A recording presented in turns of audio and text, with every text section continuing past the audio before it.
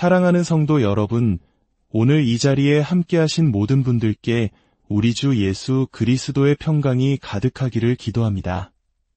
오늘 우리가 함께 나눌 이야기는 많은 이들의 마음속 깊은 곳에 자리한 질문, 바로 치유와 건강에 대한 것입니다. 본격적인 말씀의 여정을 시작하기에 앞서 이 메시지가 여러분의 마음에 울림을 준다면 좋아요와 구독으로 저희와 동행해 주시길 부탁드립니다. 여러분의 작은 손길 하나하나가 하나님의 은혜를 더 널리 전하는 귀한 씨앗이 됩니다. 이 말씀을 듣는 모든 분들의 가정과 삶 위에 하나님의 축복이 임하시기를 간절히 소망합니다. 우리는 종종 치유에 대해서는 많이 이야기하고 또 경험하기도 합니다. 하지만 그보다 더 본질적이고 영속적인 중요성을 지닌 건강에 대해서는 깊이 생각하지 못할 때가 많습니다. 수많은 그리스도인들이 치유의 은사를 믿고 실제로 병 고침을 받습니다. 그러나 안타깝게도 치유받은 상태를 계속 유지하지 못하는 경우를 흔히 보게 됩니다. 예를 들어 유명한 치유 부흥사가 큰 도시에 와서 집회를 열면 수많은 사람들이 앞으로 나아와 치유를 간증합니다. 그리고 그들의 간증은 의심할 여지 없이 진실일 것입니다. 하지만 6개월 뒤 그 부흥사가 같은 도시에 다시 방문하면 놀랍게도 지난번에 치유받았던 사람들의 상당수가 다시 치유받기 위해 앞으로 나오는 것을 보게 됩니다. 이것은 무엇을 의미할까요? 많은 사람들이 치유는 받지만 건강을 유지하는 법은 알지 못한다는 뜻입니다. 성경은 우리에게 치유와 건강, 이 두 가지 모두를 가르칩니다. 먼저 치유의 문제부터 시작하여 건강으로 나아가 보겠습니다. 하나님의 치유 능력을 경험하고 그것을 받기 위해 우리가 반드시 해결해야 할 가장 핵심적인 질문이 하나 있습니다. 그것은 바로 하나님의 뜻에 관한 것입니다. 과연 우리를 치유하는 것이 하나님의 뜻일까요? 저 역시 제2차 세계대전 당시 북아프리카의 군 병원에서 1년이라는 긴 시간을 누워 지낸 경험이 있습니다. 그 12개월 동안 저는 끊임없이 이 문제, 즉 하나님의 뜻이 무엇인지 알기 위해 몸부림쳤습니다. 저를 고치고 건강하게 지켜주시는 것이 하나님의 뜻이라는 확신이 서기 전까지 저는 병원을 나올 수 없었습니다. 성경 말씀을 통해 그리고 개인적인 경험을 통해 이 문제를 해결하는 데 꼬박 1년이 걸렸습니다. 우리는 깨달아야 합니다. 치유를 받지 못하거나 치유를 유지하지 못하는 대부분의 경우 그 근본적인 문제는 하나님의 뜻에 대한 확신이 부족하기 때문입니다. 하나님은 모든 사람을 고치기 원하실까요? 아니면 일부만 고치시는 걸까요? 혹은 때로는 질병 자체가 하나님의 뜻일 수도 있는 걸까요? 이 지점에서 우리는 매우 논리적으로 생각해야 합니다. 만약 어떤 분이 저에게 이렇게 말한다고 상상해 봅시다. 저는 제 병이 저를 향한 하나님의 뜻이라고 믿습니다. 이건 하나님이 제게 주신 축복이에요. 그렇다면 부디 논리적으로 행동하십시오. 하나님의 축복을 없애려고 애쓰지 마십시오. 오히려 그 축복을 가꾸고 키워나가야 합니다. 만약 하나님께서 당신에게 유익을 주시기 위해 질병을 허락하셨다면 어떤 방법으로든 그 질병에서 벗어나려 하는 것은 잘못된 일입니다. 심지어 의사를 찾아가서 당신의 삶을 향한 하나님의 뜻에 맞서 싸우는 일에 그 무고한 의사를 끌어들이는 것 또한 죄가 될 것입니다. 보십시오. 대부분의 사람들은 교회 건물 안으로 들어서는 순간 논리를 잃어버립니다. 질병이 당신을 향한 하나님의 뜻이라면 치유받으려고 노력하는 것 자체가 죄라는 사실을 분명히 알아야 합니다. 저는 하나님의 뜻이 그분의 말씀, 즉 성경에 계시되어 있다고 굳게 믿습니다. 성경은 하나님의 뜻을 아는 가장 위대하고 근본적인 원천입니다. 저는 오늘 치유에 관한 하나님의 뜻이 성경에 어떻게 나타나 있는지 세 가지 명확한 증거를 통해 말씀드리고자 합니다. 첫째, 하나님의 본성을 통해 나타납니다. 둘째, 예수 그리스도의 사역을 통해 나타납니다. 그리고 셋째, 그리스도의 속죄를 통해 인쳐졌습니다. 먼저 첫 번째, 하나님의 본성에 대해 살펴보겠습니다. 출애굽기 15장에는 이스라엘 백성이 이집트에서 나와 광야를 지날 때의 사건이 기록되어 있습니다. 그들은 마라라는 곳에 이르렀지만 물이 써서 마실 수가 없었습니다. 마라는 히브리어로 쓰다라는 뜻입니다. 백성들은 모세를 원망했고 모세는 주님께 부르짖었습니다. 그러자 주님께서 한 나무를 보여주셨고 모세가 그 나무를 물에 던지니 쓴 무리단물로 변했습니다. 바로 그곳에서 하나님께서는 이스라엘 백성에게 율례와 법도를 정하시고 그들을 시험하시며 이렇게 말씀하셨습니다. 너희가 너희의 하나님 나 여호와의 말을 들어 순종하고 내가 보기에 의를 행하며 내 계명에 귀를 기울이며 내 모든 규례를 지키면 내가 애굽 사람에게 내린 모든 질병 중 하나도 너희에게 내리지 아니하리니 나는 너희를 치료하는 여호와임이라. 이 마지막 구절, 나는 너희를 치료하는 여호와임이라에 주목해봅시다. 히브리어 원문으로는 아니 아도나이 로페카입니다. 아니는 나, 아도나이는 주님, 그리고 로페카는 너의 의사라는 뜻입니다. 히브리어 단어 라파는 의사를 의미합니다.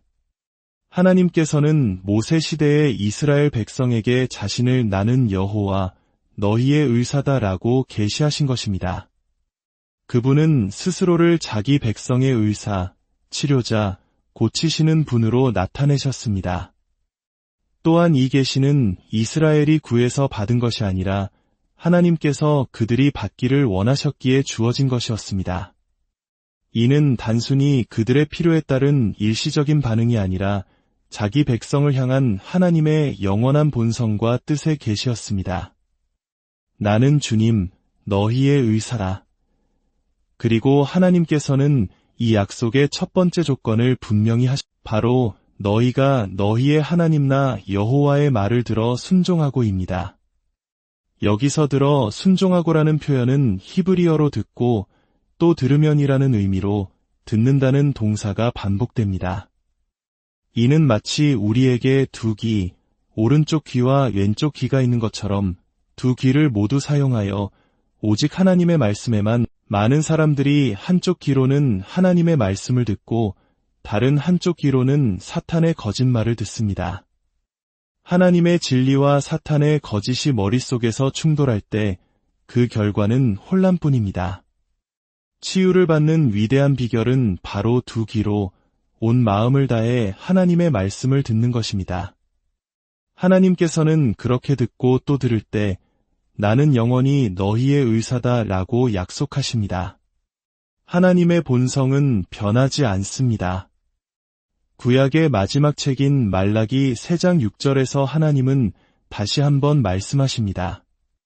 나 여호와는 변하지 아니. 온갖 좋은 은사와 온전한 선물이 다 위로부터 빛들의 아버지께로부터 내려오나니 그는 변함도 없으시고 회전하는 그림자도 없으시니라. 하나님은 변덕을 부리거나 마음을 바꾸지 않으십니다. 그분은 위대하고 영원하며 변치 않는 스스로 있는 자이십니다.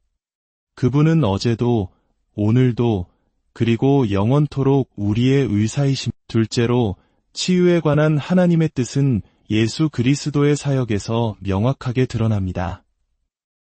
하나님이 나사렛 예수에게 성령과 능력을 기름 붓듯 하셨음에 그가 두루 다니시며 선한 일을 행하시고 마귀에게 눌린 모든 자를 고치셨으니 주목하십시오. 성부, 성자, 성령 삼위일체 하나님께서 치유 사역, 성부 하나님께서 성자 예수님에게 성령으로 기름을 부으셨습니다. 그 결과 예수님께서는 선한 일을 행하시고 마귀에게 억압받는 모든 사람을 고치셨습니다.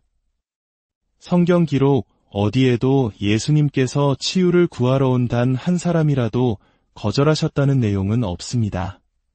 찾아오지 않아서 고침받지 못한 사람들은 있었지만 예수님은 결코 그것은 하나님의 뜻이 아니다 라고 말씀하지 않으셨습니다.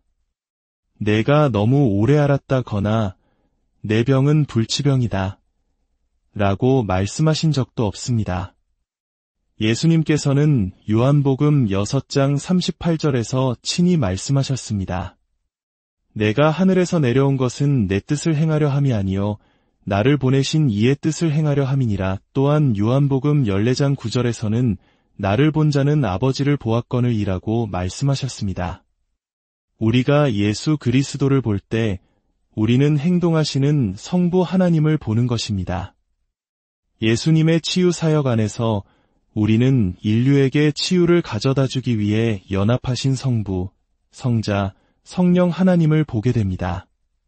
셋째로 하나님의 치유 의지에 대한 가장 위대한 이는 바로 예수 그리스도의 속죄, 즉 십자가 위에서 인류를 위해 이루신 사역에 있습니다. 이사야서 54장 4절과 5절은 이렇게 예언합니다. 그는 실로 우리의 질고를 지고 그가 찔림은 우리의 허물 때문이요 그가 상함은 우리의 죄악 때문이라. 그가 징계를 받음으로 우리는 평화를 누리고 그가 채찍에 맞음으로 우리는 나음을 받았도다. 여기서 질고와 슬픔으로 번역된 히브리어 단어는 문자적으로 질병과 고통을 의미합니다. 다시 말해 예수님께서는 실로 우리의 질병을 짊어지시고 우리의 고통을 대신 당하셨다는 뜻입니다. 그렇기에 우리는 논리적으로 그가 채찍에 맞음으로 우리가 나음을 받았다는 결론에 이르게 됩니다. 이 구절들은 우리의 영과 육을 위한 완전한 사역을 보여줍니다. 그가 우리의 허물과 죄악 때문에 상하시고 징계를 받으심으로 우리는 영적인 평화를 얻었습니다. 그리고 육적인 영역에서는 그분께서 우리의 질병을 가져가시고 고통을 짊어지셨으며 그분의 상처로 우리는 육체적으로 치유를 받았습니다. 성경은 속죄와 관련하여 치유의 미래 시제를 사용하지 않고 항상 과거 시제를 사용한다는 점은 매우 흥미롭습니다.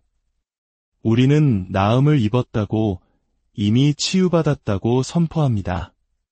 신약의 저자인 마태와 베드로는 모두 이사야서의 예언을 인용하며 이것이 육체적 치유에 대한 것임을 확증합니다. 마태복음 8장 17절은 예수님께서 모든 병든 자를 고치신 이유에 대해 이렇게 설명합니다.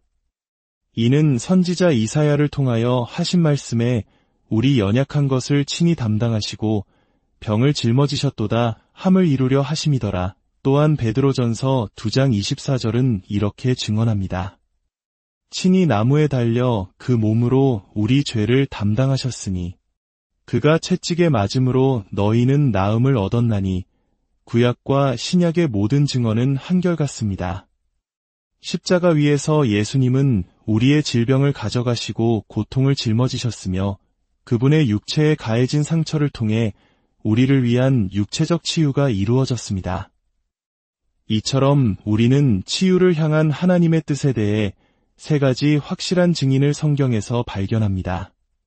변치 않는 하나님의 본성, 아버지의 뜻을 완벽하게 보여주신 그리스도의 사역, 그리고 십자가에서 모든 것을 이루신 그분의 대속적인 죽음입니다. 예수님께서는 타락하고 반역한 인류의 모든 저주, 모든 악한 결과를 자신의 몸에 짊어지시고 십자가 위에서 그것을 완전히 소멸시키셨습니다. 그분은 우리의 죄, 반역, 질병, 고통을 모두 가져가셨습니다. 그분이 우리의 죽음을 대신 죽으심으로 우리는 하나님께 나아갈 수 있게 되었습니다. 그러므로 이제 우리의 질문은 치유가 하나님의 뜻인가요? 가 아닙니다. 진짜 질문은 이것입니다.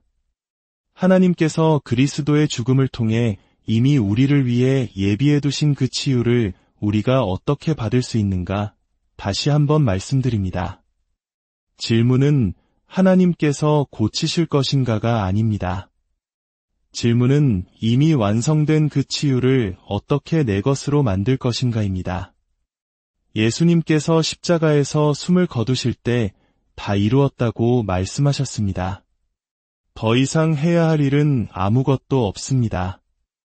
우리가 할 일은 그분이 이미 이루신 것을 믿음으로 받는 것뿐입니다. 그렇다면 이 치유를 실제로 집행하는 주체는 누구일까요? 바로 성령 하나님이십니다. 창조의 이야기로 돌아가 보면 우리의 육신의 생명을 불어넣으신 분이 바로 하나님의 영, 성령님이셨음을 알 수 있습니다. 흙으로 빚어진 형상의 하나님께서 생명의 숨결을 불어넣으셨을 때 그 흙덩이는 신경과 근육, 혈관을 가진 살아있는 유기체로 변했습니다. 우리의 몸을 처음 만드신 분이 성령님이시라면 성령님을 통한 신성한 치유만큼 논리적인 것은 없습니다. 성령님은 우리 몸에 생명을 주시고 건강과 힘으로 지탱하시며 우리가 연약하고 고통스러울 때 우리를 돌보시는 분입니다. 로마서 8장 11절은 이 진리를 선포합니다. 예수를 죽은 자 가운데서 살리신 이의 영이 너희 안에 거하시면 그리스도 예수를 죽은 자 가운데서 살리신 이가 너희 안에 거하시는 그의 영으로 말미암아 너희 죽을 몸도 살리시리라. 이 말씀의 의미는 이것입니다. 만약 당신이 믿는 자이고 하나님의 영이 당신 안에 거하신다면 당신의 죽을 육신 안에는 예수 그리스도의 죽은 몸을 무덤에서 일으키신 바로 그 신성한 능력이 함께하고 있다는 사실을 기억하십시오. 십자가에서 끔찍하게 훼손되고 모든 피를 쏟으신 후 사흘 밤낮 무덤에 계셨던 예수님의 몸을 일으키신 생명의 영이 지금 바로 당신의 몸 안에 거하십니다. 어떤 질병도 어떤 연약함도 그 권능이 다루지 못할 것은 없습니다. 그렇다면 성령님께서 사용하시는 치유의 수단은 무엇일까요? 모든 수단 중에 가장 위대하고 근본적인 것은 바로 하나님의 말씀입니다. 시편 107편은 이 과정을 아름답게 묘사합니다. 어리석은 자들이 죄악의 길을 따르고 자신들의 악을 범하여 고통을 당할 때 그들은 모든 음식을 싫어하게 되어 사망의 문에 이르게 됩니다. 그때 그들이 근심 중에 여호와께 부르짖음에 그들의 고통에서 구원하시되 그가 그의 말씀을 보내어 그들을 고치시고 위험한 지경에서 건지시는도다. 죽음의 문턱에서 절망 속에 부르짖는 그들을 위해 하나님께서는 무엇을 보내십니까? 그분은 바로 그분의 말씀을 보내어 그들을 고치시고 구원하십니다. 구원, 치유, 구출, 이 모든 것은 하나님의 말씀을 통해 우리에게 임합니다. 성령과 말씀이 만날 때 전능하신 하나님의 창조적이고 회복적인 능력이 우리에게 흘러 들어옵니다. 사랑하는 여러분, 이제 우리의 질문은 하나님, 저를 고쳐주실 건가요? 가 아니라 하나님, 이미 십자가에서 이루신 그 치유를 제가 어떻게 믿음으로 받을 수 있나요? 로 바뀌어야 합니다. 치유는 하나님의 뜻입니다. 그 치유는 성령의 능력으로 임하며 하나님의 말씀을 통해 우리에게 주어집니다. 치료자이신 하나님, 여호와 라파의 이름으로 기도합니다. 이 말씀을 듣는 모든 심령 위에 주의 강한 손을 얹어주시고 십자가에서 이미 이루신 완전한 치유와 건강을 믿음으로 받아 누리게 하여 주옵소서. 모든 질병과 고통은 떠나가고 예수 그리스도의 부활 생명이 우리의 죽을 몸에 가득하게 하옵소서. 날마다 하나님께서 예비하신 강건함 속에서 살아가게 하옵소서. 우리 주 예수 그리스도의 이름으로 기도합니다.